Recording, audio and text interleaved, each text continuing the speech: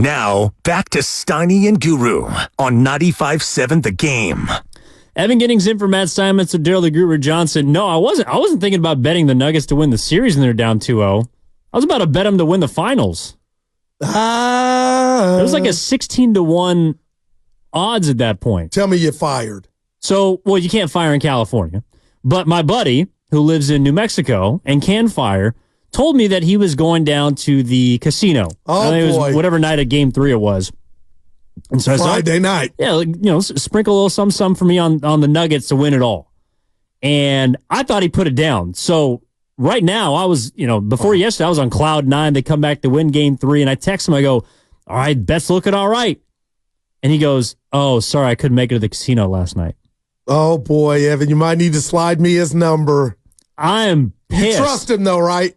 Because I got some friends that would have made the bet. They'll tell you that, and then you find out later. Well, that's true. No, he actually didn't make the bet, but I'm mad at him because if you thought that they were going to come back and win the series, and it was more so just a hedge, the odds are pretty good. I didn't think that they were dead, but, they could still lose the series. No doubt. But, Evan, if you watch Jokic's energy the first 2 games at home, it seemed like he had lost his dog or something. I'm pointing out Jokic in this instance. I can go to everybody. But it was just weird. And Minnesota capitalized. One of the games was without Gobert. And then Friday, Jamal Murray in Denver sent a message. You text a thread. Denver went small. They had an element of doing that. And good God, I don't think, and Minnesota's so young in this that it's bigger than Anthony Edwards. We know he's going to show up, but Carl Anthony, he's been a pussycat. He is not getting it done.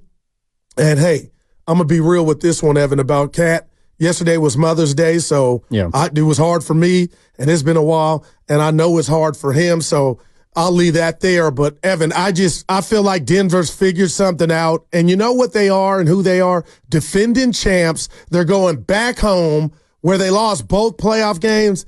I don't think Minnie has a chance. And I can hear Steiny tomorrow, you done flipped. Come on.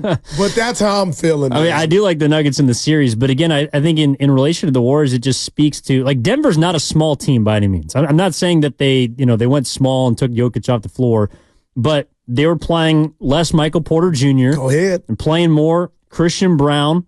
Justin Holiday's getting in. Hitting. Whop.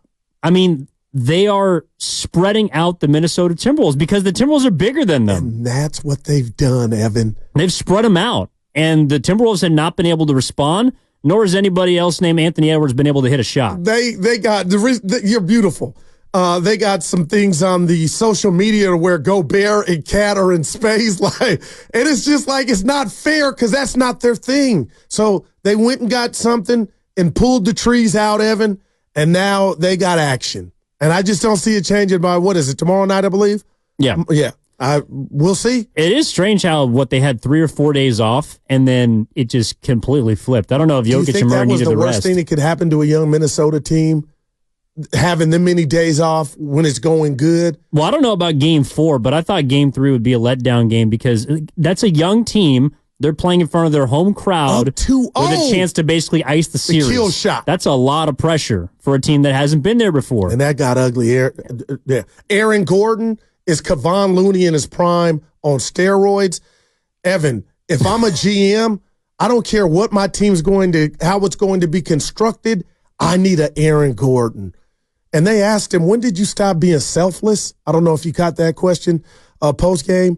And he says, I play with Jokic, the most selfless superstar ever. And I said, damn, if that ain't, because Jokic ain't Russell Westbrook trying to break the triple-double record. You know what I mean? Where it's all about you. Aaron Gordon is a problem. He's strong, long, active, and he's carved out a niche. He's a problem. Jokic more selfless than Steph? So, on the court, he has more assists. I'll call it a tie. No, I have no problem putting. I think Curry's as selfless of a superstar as you've ever seen. I'll give you that. But you know what I mean? It's still an award for Jokic if you're up there with Steph. But Aaron Gordon hadn't played with Curry. How much of when the MVP conversation came out, how much of that for you was the fact that they were down 2-0? Now do you look at him like he did deserve the MVP? Oh, no. It had nothing to do, and I meant it when I told you guys Friday. It had nothing to do with where we're at and what point of the season, Evan. It stops for me once the final 82nd game is played. It's over. It's what have you done then? And I'm not saying Jokic was worthy. I just thought a guy averaging 30 points that led his team like SGA did to the number 1 seed. He's young and upcoming. I was like, just as far as a campaign for a rival, break this young man off his MVP, 36-6, didn't get it. But I would never say, oh, Jokic is not MVP worthy. He was on fire last night. Friday, too. Fred Astaire. Yeah, and I think Doncic and the Mavericks have been that way, too. That's why they're leading in the series, playing tonight with a chance to go up 3-1. It's interesting looking at Minnesota and OKC because last week they were both the flavor of the week. And we were talking about the Warriors and needing to just lean wholly into getting younger and faster and more athletic. And I do think they need to do that to some extent. I do think that their average age, for example, needs to be lowered. And I don't think that going out and getting a tailor-made, surefire superstar is the way to roll. But I also don't think that they just have to blindly go sign 7-footers because we're seeing from Minnesota, just because you have size, just because you have length, doesn't mean that the overall talent level and the cohesion I think that Denver has isn't enough to even be down 2-0 on the road, and they look like they have complete control of this series. So if I'm the Warriors, I think in a way I'm watching these two series and kind of thinking that, we don't have everything we need, but maybe we're not as far away from a Dallas. They're far away from Denver. Yeah. But maybe they're not as far away from a Dallas team who could make it to the conference finals as you think. No doubt. Well said. And I'll say this about that. Tell me if it sounds like I'm living in the past, but when you have a decade to where you win 4 chips and you do it without a Kareem or a Jokic, and you kind of, Frank Sinatra, you do it your way. And how many times have Steiny and I and you got into, are you watching the playoffs? Are you watching the playoffs? Yes, we are. But can you really sell your soul on trying to be something that's new to the game? Now, Denver's won a title. Or do you stay true to who you are and again, try to, do some things on the edges, Evan, and tap back in to what made you a 4-time champ team-wide? You can't just say we want to be Minnesota and Denver. Well, guess what? That's unrealistic, and you're going to strike out just trying to get a Jokic. You know what I mean? But you can try to fine-tune that motion offense that was some of the best and most beautiful basketball you've ever watched. You can try to get some guys to help reinvent that or jumpstart that. But if you let Klay walk, I need you to tell me who's going to fill those shoes in regard to shooting the 3 ball. Yeah, I'm kind of with you there. I mean, I don't think the Warriors need to get ridiculously bigger than they already are, but they definitely need more shooting. Or you need one or the other, I think. You kind of have to choose.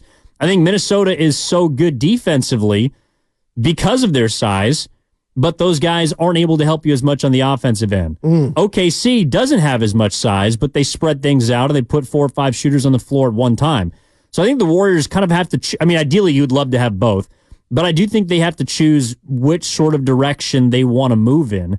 And I wonder what other people are taking away from these series in regards to the Warriors. At 888-957-9570. Let's get out to Austin and San Jose. Our guy. Oh, he might want to come down your road, Goo. Okay, he does all the time, but he does in such a respectful way. That's my guy. What's up, Austin? What's up, man? Cool, man. Happy Monday. I always come down here. I know. Man. That. But you got people in San Jose running into each other. You just mentioned the pride of Billy High, Aaron Gordon, to Looney. I mean, come on, man. That's not even okay. That's disrespectful, man, to even mention. Now, I know we don't have the championships yet that Looney has, so I'm not disrespecting Looney either. But come on, man. Looney's never been as good as Aaron Gordon.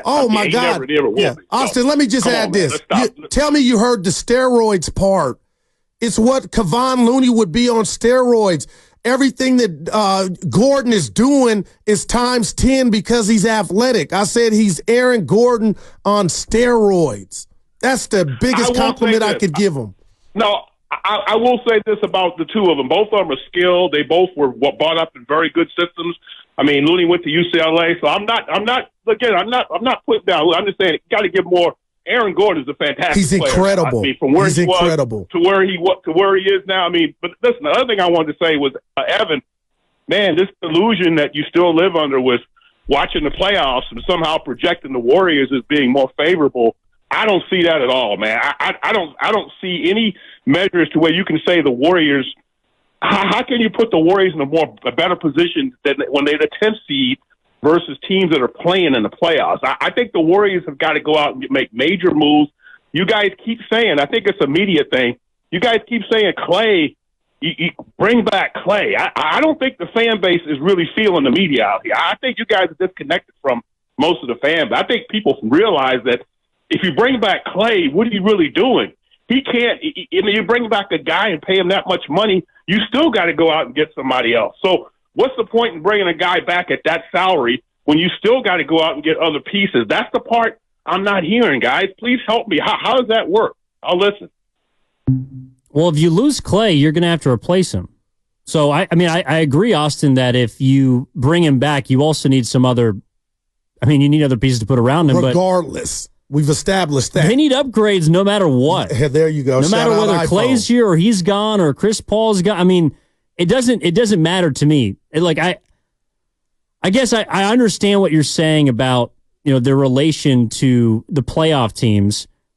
I don't know, Austin. I feel like the Warriors right now what's working in these series to me is versatility.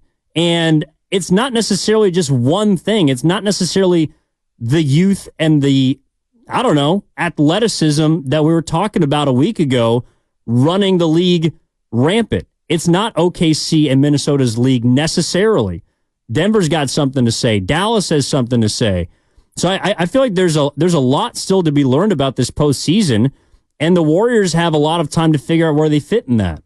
Yeah, no doubt. And I'll get back to the Looney thing in a minute, the comparable. But, Klay Thompson shot 39% from three, Evan. If you lose Klay Thompson, Austin, you got to replace that player or his position with a guy that can shoot the three ball. And the only other name I'm hearing right now that Warrior fans want out of here is one Andrew Wiggins. Let me interest you in his 40% from three. So let's just say Warrior fan got their wish and both of those guys were in different jerseys. Again, it's hard, Austin, right now, but I need to know who would be coming back because Klay can still do what he's best at.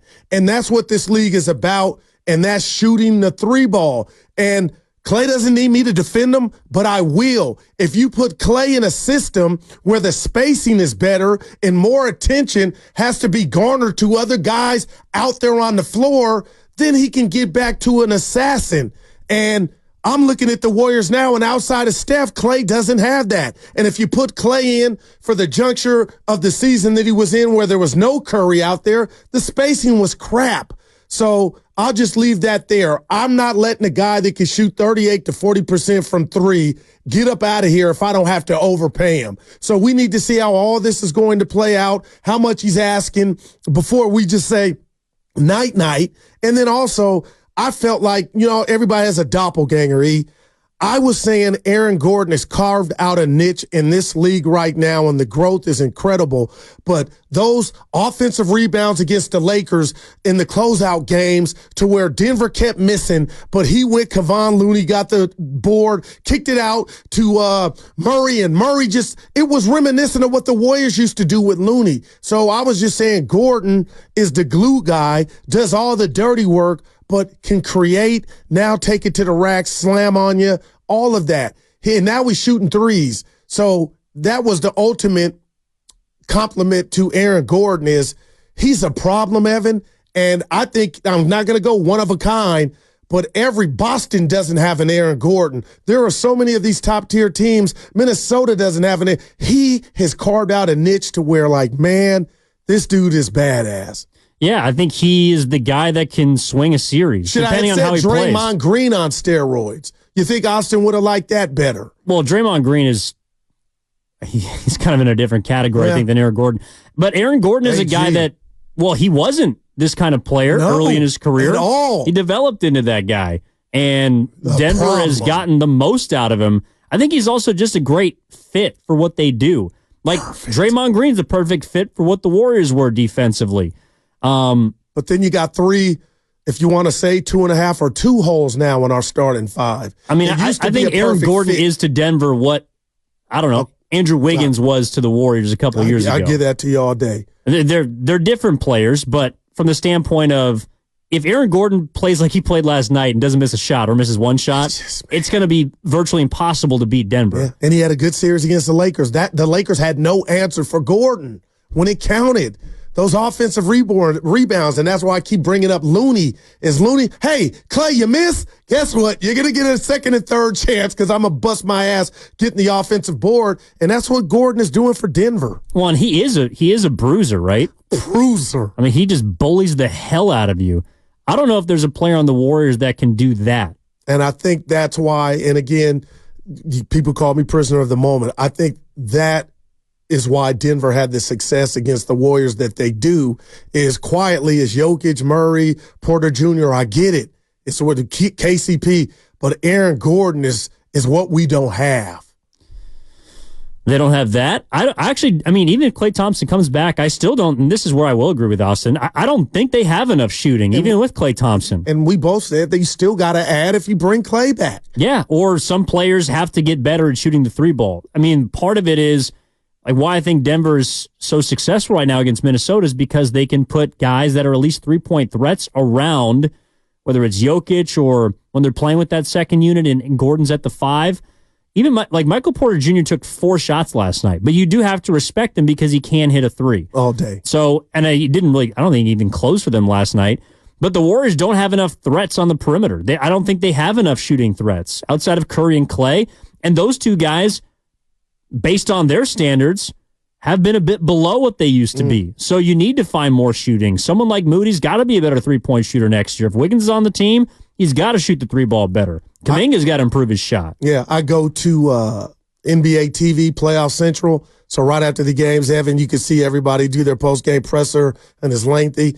But Steiny's twin, Finchie, was up at the podium, and I was like, this is why I just love listening to guys that know what they're talking about, talk ball.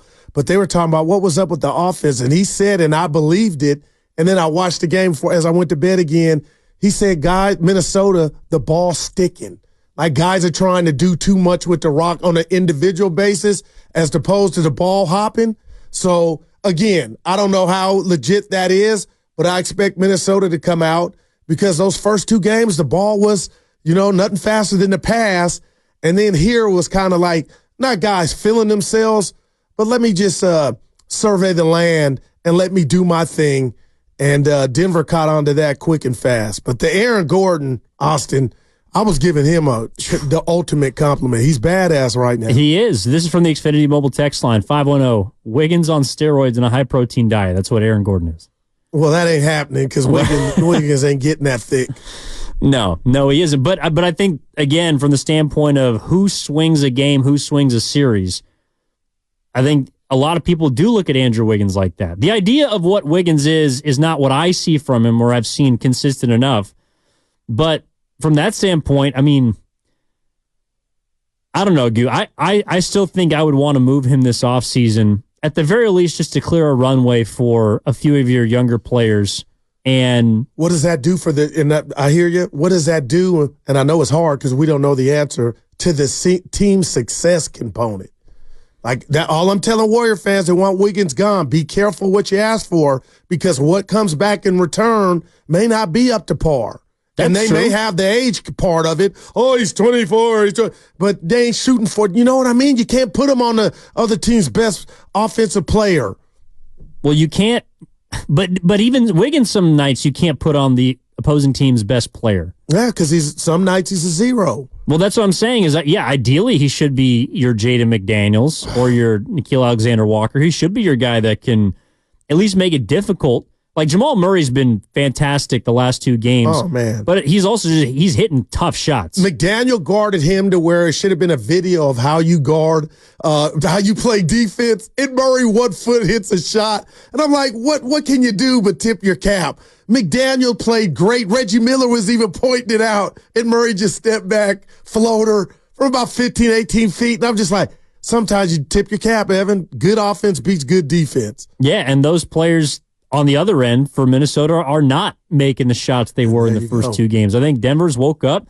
And I just wonder, I think it's, in regards to Golden State, again, Goo, it's a lack of shooting and it's a lack of athleticism. And those are two things that they need, that really the league is telling you that they need more than anything else. And I think have to be the priorities. If that means Klay has to walk in order for you to use that money elsewhere or to have a chance to go out and get someone that can help you in those two areas, then I'm open to that. But I think for a reasonable price or, I don't know, somewhere in the ballpark of $20 to $25 million, that's why I do think that Klay Thompson's still going to be a part of this team, because I think that there's a number that they can find, and I'm not sure that there's a number elsewhere that's worth Klay Thompson uprooting himself to go out and try and find. No doubt, and I'm with you. So it's about the money, and it always is, Evan. But when you talk about the ramifications, if Klay Thompson's not a part of the Golden State Warriors, that's worth about $100 million. And that's why I just want these playoffs to come and go so we can get to the nitty gritty of it's go time, when we're going to get the Allen Iversons, the answers to these questions in regard to Klay. You staying, you going? Wiggins, is he going to be a Warrior? Is Kuminga? Because if you're telling me the Warrior team that we saw looked like it was hard as hell to create a shot against a Malik Monk-less Sacramento King defense in the play-in game, how the Warriors offensively looked like they were in straitjackets, that has me petrified.